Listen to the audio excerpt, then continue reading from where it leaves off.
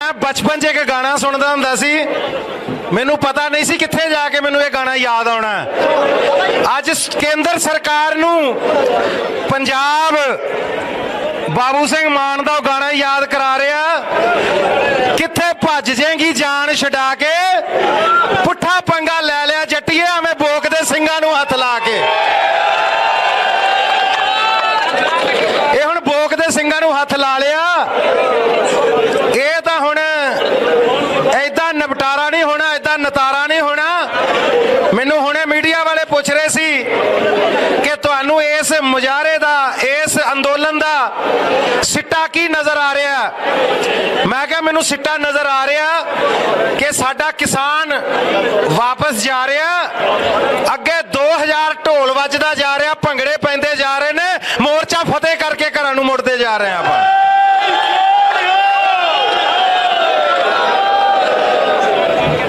मैनू ये नहीं समझ आई कि इन्हां दे विच कुछ तो सियाणे लोग भी बैठे होणगे जिहड़े सरकारां चलाउंदे ने, इन्हां ने इतिहास नहीं पढ़िया लगदा कदे। इन्हां नू ये नहीं पता कि सिकंदर सारी दुनिया फतेह करके जदों पंजाब चों लंघदा जांदा सी, कीड़े मकौड़ियां वांग धरती दे राजियां महाराजियां नू लताड़दा जांदा सी। ओनू लगा भी ये सौखा जा राह इत्थों निकल के वापस जाने आ। ओनू अगे एक पंजाब दा इत्थे जट खड़ा मिलिया सी, ओदा नाम सी पोरस। जेड़ा सिकंदर किसे कोलों नहीं सी थम्मिया गया, पोरस ने 56 इंच का सीना ओदे अगे ऐदा खड़ा कर दिता सी। ओनू कहंदे 56 इंच का सीना, जेड़ा सिकंदर दे अगे अड़ के खड़ा हो गया सी।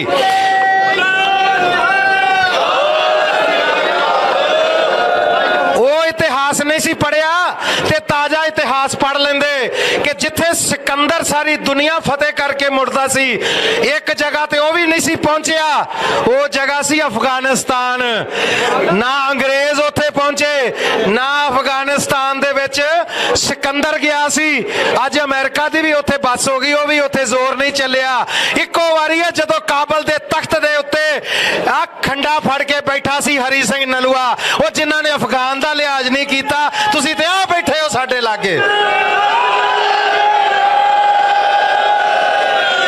वो ये बड़ी सादी कौम है, ये बड़े सादे बाबे साडे बैठे ने। मैं तो कल भी एक वीडियो एक फोटो पाई सी अपने इंस्टाग्राम ते, एक बाबा इको बांह नाल बैठा बेचारा। हुण भी मेरा वीर आ वेखो वीडियो बना रहा, कुदरत दी मार है, करोपी है, कल नूं मेरे शरीर दा नहीं पता। आ एक बांह नाल ही बना रहा। मैं थल्ले कैप्शन दित्ती सी, जिथे धर दईए पैर उथों नहीं ओ हिली दा, जिथे धर दईए पैर उथों नहीं ओ हिली दा, इको हथ नाल ही चुक लांगे भार दिल्ली दा।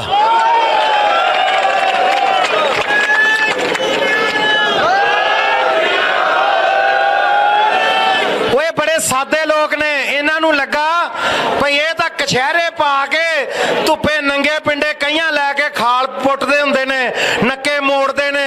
इन्हां नूं की पता जीटी रोड कित्थे है।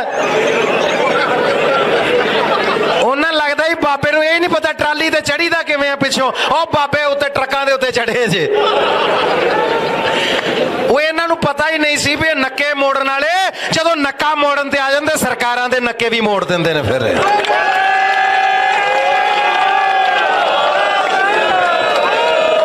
इन्हां लगा भी ये कई सालों तो सुते पे ने, भी ये सौ गए ने।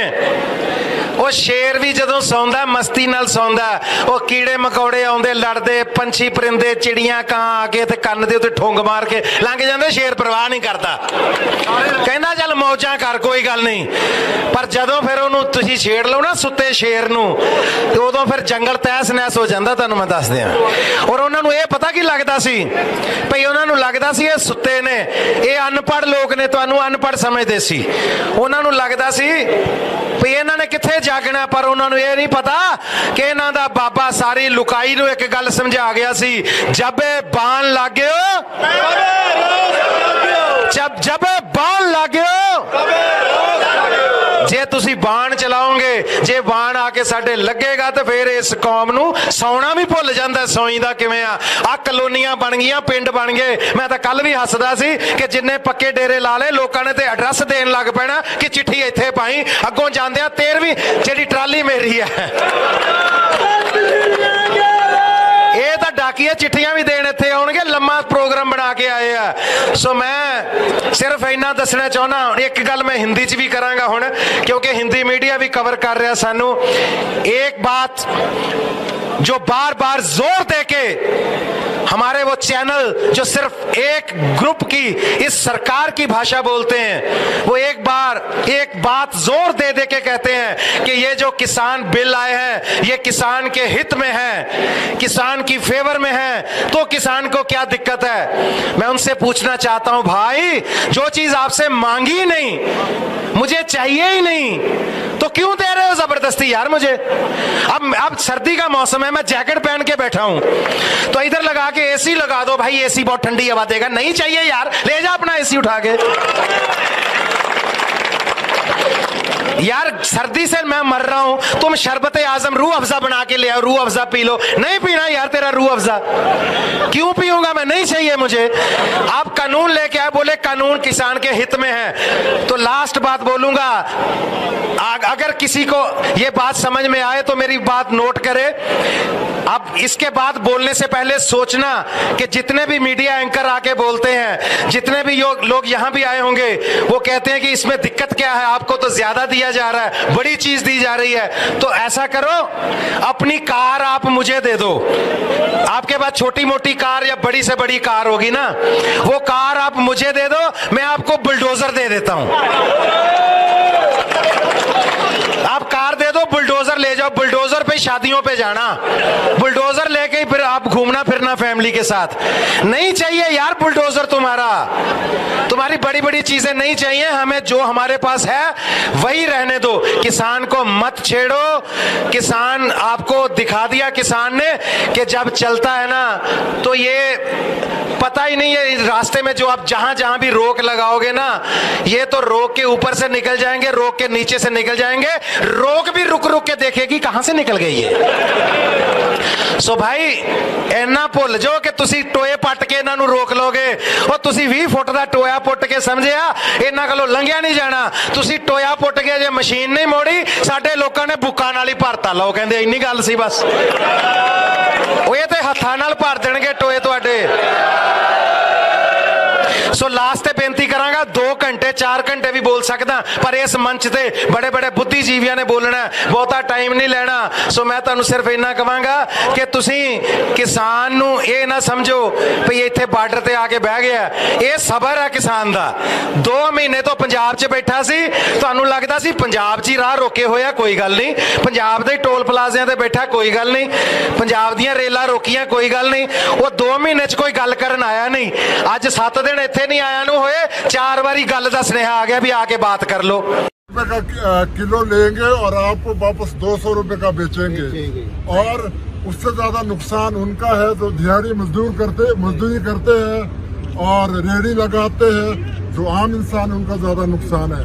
तो सभी लोगों को से मैं बेनती करता हूँ कि किसान के साथ खड़े हो मुंडे से मुंडे लगा के और ताकि सरकार को मजबूर होना पड़े एक किसान की मांग मानने के लिए। सो ये पंगा मतलब पंजाबियों से और हरियाणियों से बड़ा है जो बहुत टफ होगा सरकार को निपटना इनसे।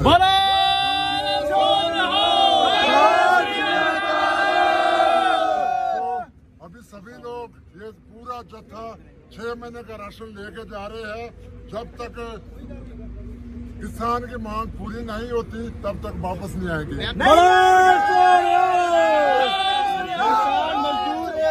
जिंदाबाद जय जवान जय किसान।